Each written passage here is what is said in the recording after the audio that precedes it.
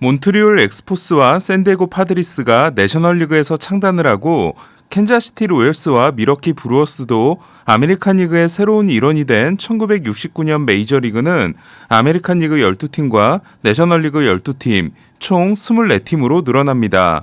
이에 각 리그를 동부와 서부로 나누는 디비전 시대가 탄생하는데요. 극심한 투구 타저 때문에 마운드의 높이가 15인치에서 10인치로 낮아진 1969년은 메이저리그의 또 다른 중요한 분기점입니다. 어느 때보다도 흥미진진했던 올해 메이저리그는 디비전 시대 최초의 기록이 하나 탄생했는데요. 샌프란시스코가 107승, 다저스가 106승을 거둠으로써 디비전 시대 최초로 한 디비전에서 105승 팀 두 팀이 탄생했습니다. 그리고 106승의 다저스는 종전 기록이었던 104승을 경신하고 디비전 우승을 하지 못한 최다승 팀이 됐습니다. 동부 우승팀 애틀란타보다 18승을 더 올리고도 와일드카드 단판 승부를 해야 하는 다저스는 와일드카드 경기 상대인 세인트루이스와도 무려 16승의 차이를 보이고 있는데요. 2012년 와일드카드 단판 승부가 생긴 이래 지금까지 가장 컸던 차이는 6승이었습니다. 그리고 다저스는 100승을 기록하고 단판 승부를 했던 2018년 양키스를 넘어 와일드카드 단판 승부에 나선 최다승 팀이 됐습니다. 한 경기만에 떨어지면 속이 더 쓰릴 수밖에 없는 다저스의 더 큰 문제는 상대가 세인트루이스라는 건데요. 마지막 22경기에서 19승 3패를 기록하고 극적으로 포스트 시즌에 진출한 세인트루이스는 통산 11번의 월드시리즈 우승이 27번인 양키스 다음으로 많으며 8번인 샌프란시스코와 7번인 다저스를 제치고 내셔널리그 최다에 올라있는 팀입니다. 지금까지 총 5번을 대결한 두 팀은 1985년 NLCS에서 세인트루이스가 4승 2패 승리, 2004년 디비전 시리즈에서 세인트루이스가 3승 1패 승리, 2009년 디비전 시리즈에서는 다저스가 3연승 승리, 2013년 NLCS에서는 세인트루이스가 4승 2패 승리, 2014년 디비전 시리즈에서는 세인트루이스가 3승 1패 승리로 세인트루이스가 4번, 다저스가 1번을 이겼고 총 전적도 세인트루이스가 14승 9패로 앞서 있습니다. 특히 2013년 대결에서는 당시 세인트루이스 투수였던 조 켈리가 절정의 타격감을 자랑하던 헨리 라미레스를 맞춰 전력에서 이탈을 하게 만들고 이에 컷쇼가 맷 할러데이에게 보복구를 던졌으며 6차전에서 컷쇼가 10피안타 7실점으로 무너지자 사인 훔치기 의혹이 등장하기도 했습니다. 컷쇼는 세인트루이스를 다시 만난 이듬해 디비전 시리즈 1차전에서도 8피안타 8실점으로 무너짐으로써 포스트 시즌 선발 등판에서 2경기 연속 7실점 이상을 한 최초의 투수로 기록됩니다. 그만큼 다저스에게는 가을에 만나서 진 기억이 훨씬 더 많으며 컷쇼를 가을 바보로 만든 장본인이 바로 세인트루이스인 겁니다. 다저스에게 다행인 건 이번 경기가 안 좋은 기억이 많은 부시 스타디움이 아닌 다저 스타디움에서 열린다는 건데요. 그러나 역대 와일드카드 단판 승부에서는 홈팀이 7승 9패일 정도로 홈팀의 이점이 없고 다저스는 2017년 휴스턴과의 월드시리즈 7차전, 2019년 워싱턴과의 디비전 시리즈 5차전 등 홈에서 열린 클린치 경기 성적이 좋지 않습니다. 어쨌든 내셔널리그 최고의 명문 구단들이 맞붙는 다저스와 세인트루이스의 이번 단판 승부는 그야말로 클래식 매치가 되어버렸는데요. 세인트루이스 선발이 만 40세 웨인라이트, 다저스 선발이 만 37세 슈어저이기 때문입니다. 여기에 1952년생으로 현역 최고령 심판이자 올 시즌 후 은퇴하기로 한 조 웨스트가 주심을 맡게 됨으로써 두 선발 투수와 주심 3명의 나이를 합치면 40세, 37세, 68세, 도합 145세가 되어버렸는데요. 스트라이크 존이 흔들리기로 유명한 웨스트 심판이 주심을 맡은 경기에서 웨인라이트는 통산 4경기 1승 1.27, 슈어저는 9경기 5승 2패 2.06으로 모두 잘 던진 바 있습니다. 모두 100이닝을 넘게 던졌을 정도로 가을 야구 경험이 대단히 풍부한 두 선발 투수는 이미 선발 대결을 한 적이 있는데요. 2019년 NLCS 2차전에서 눈부신 투수전을 선보였던 둘은 슈어저가 7이닝 11K 1피안타 무실점 승리, 웨인라이트가 7과 3분의 1이닝 11K 3실점에도 패전을 안으며 희비가 엇갈렸습니다. 웨인라이트는 0대1로 뒤진 8회 초 1사 1, 2루에서 애덤 이튼에게 2타점 2루타를 맞고 비릿박수 속에 마운드를 내려간 바 있습니다.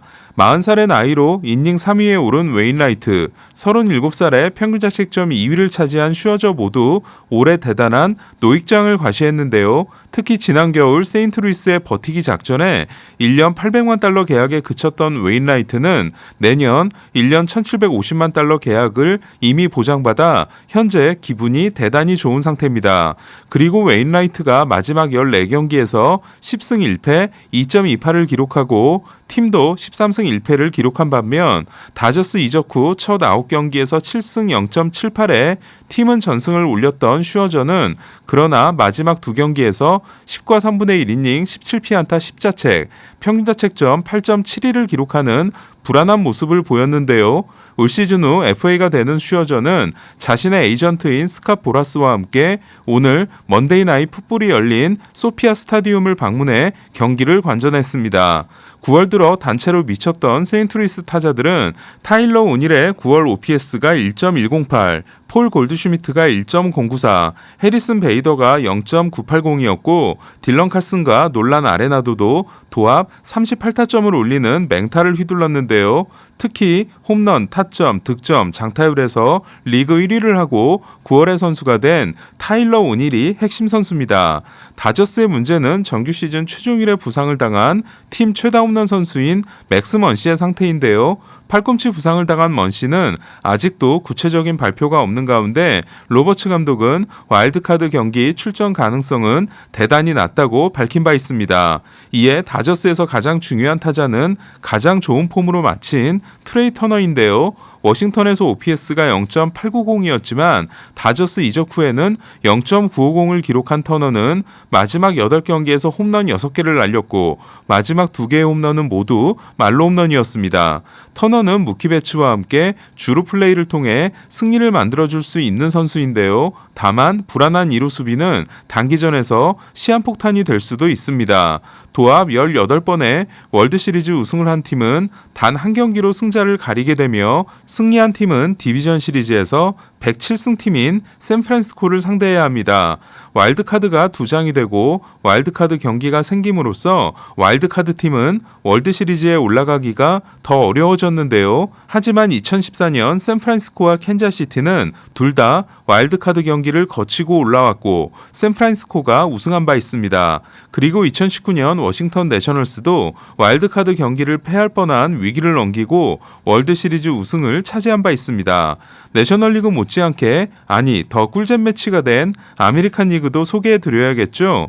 토론토가 탈락해서 아쉽긴 하지만 양키스와 보스턴과 양키스의 단판 승부는 메이저리그 최고의 흥행카드라 할 수 있는데요. 두 팀은 1978년에 타이브레이커 경기를 하긴 했지만 포스트 시즌 단판 승부는 이번이 처음입니다. 더 기대가 되는 건 두 팀이 한 경기로 시리즈 승패가 결정되는 클린치 경기를 했을 때 역사적인 일들이 발생했다는 건데요. 첫 번째는 2003년 ALCS 7차전으로 그레드 리틀 보스턴 감독은 7이닝 2실점으로 호투한 페드로 마르티네스가 8회 흔들리고 있는 상황에서 올라갔다가 혼자서 마운드를 내려왔고 결국 보스턴은 5대5 동점을 허용합니다. 그리고 연장 11회 말 양키스 에런분이 팀 웨이크필드를 상대로 끝내기 홈런을 날리게 됩니다.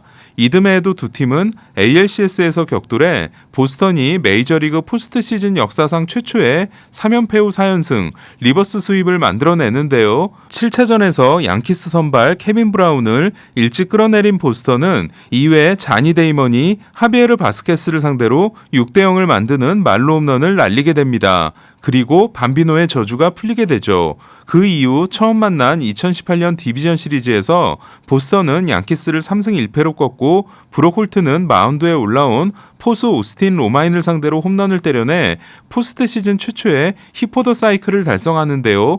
2014년 마지막 4경기부터 보스턴은 양키스 상대 포스트 시즌 7승 1패입니다. 이 경기의 선발 매치업도 정말 흥미진진한데요. 게리 콜과 네이선 이볼디는 불과 열흘 전 경기가 열리는 장소인 페네이파크에서 선발 맞대결을 한 바 있습니다.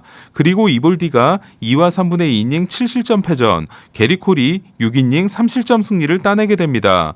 6이닝 무실점이 기대됐던 게리 콜은 6회 라파엘 데버스에게 3런 홈런을 맞고 2점대 평균자책점의 꿈이 날아갔는데요. 정규 시즌 최종전에서 9회 결승 투런 홈런 포함 5타수 4안타 4타점에 영웅적인 활약을 했던 데버스는 올해 보스턴 타자들이 게리 콜을 상대로 때려낸 6개의 홈런 중 3개를 혼자 기록한 바 있습니다.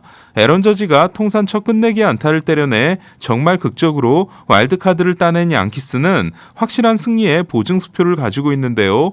바로 스탠튼과 저지의 동반 홈런입니다. 같이 홈런을 쳤을 때 16승 1패인 둘은 포스트 시즌에서도 이전 전승을 기록하고 있는데요. 지난해 포스트 시즌에서 역대 2위에 해당되는 5경기 연속 홈런을 기록하는 등 5경기에서 6홈런 13타점을 몰아친 적이 있으며 지난 보스턴 토론토 원정에서 4경기 4홈런 13타점을 몰아친 스탠튼이 튼튼신 모드가 될 수 있을지도 주목됩니다. 스탠튼은 타율 3할 8푼 9리, 장타율 0.689의 페네이파크 성적이 현역 최고에 해당됩니다.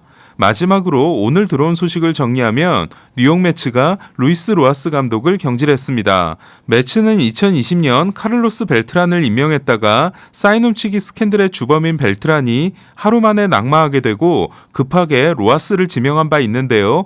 매츠와 함께 가장 많은 투자를 하고도 역시 5할 승률조차 못 올린 샌디에고 또한 팅글러 감독이 해임될 것으로 보입니다. 이쯤 되니 AJ 힌치와 알렉스 코라가 자격정지가 풀리자마자 감독으로 돌아온 것처럼 벨트란이 매츠의 새 감독이 되는 게 아니냐는 술렁임이 일고 있는데요. 브래드 아스머스가 유력할 수 있다는 보도도 오늘 등장했습니다. 2년밖에 버티지 못한 미키 캘러웨이와 하루 만에 낙마한 카를로스 벨트란, 다시 2년 만에 해임된 루이스 로하스까지 매츠는 과연 좋은 감독을 구할 수 있을까요?